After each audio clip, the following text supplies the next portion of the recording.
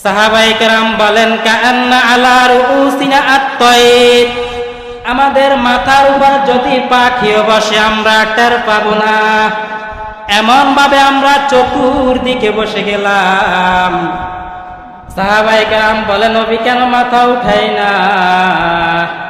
ফারফা রাসাহু, আল্লাহর নবী সাল্লাল্লাহু আলাইহি সাল্লাম কিছুক্ষণ যখন মাথা উপরের দিকে উঠাইলেন, সাহাবায়ে কেরাম বলে আমরা দেখি নবীজির চোখে পানি। প্রশ্ন করলাম ইয়া রাসূলুল্লাহ, আপনার চোখে কেন পানি? নবীজি বললেন সাহাবা ভালো করে শুনে নাও, ইস্তাইযু বিল্লাহি মিন আযাবিল কবরি মাররাতাইনি আও সালাসা। নবীজি হাত দিয়ে কবরের দিকে ইশারা করে বললেন তোমরা এই কবরের থেকে আল্লাহর কাছে পানাহ চাও, তোমরা এই কবরের আযাব থেকে আল্লাহর কাছে পানাহ চাও।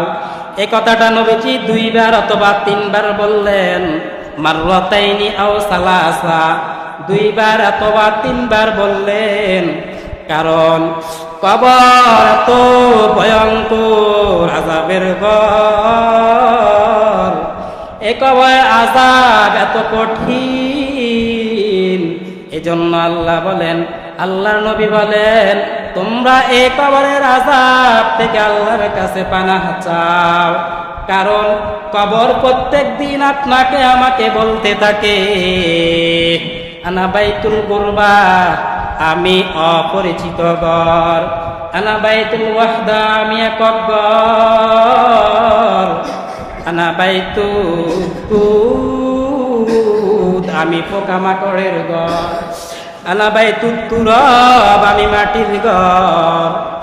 আমার ভিতরে আসতে হলে নেক আমলের প্রয়োজন, আমার ভিতরে আসতে হলে তোমাকে ভালো হয়ে আসতে হবে, আমার ভিতরে আসতে হলে তোমাকে খারাপ আমল নিয়ে আসলে হবে না।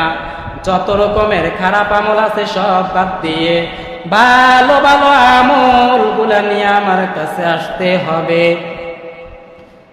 প্রতিদিন কবর আমাদেরকে এই কথাগুলা বলে বলে ডাকতে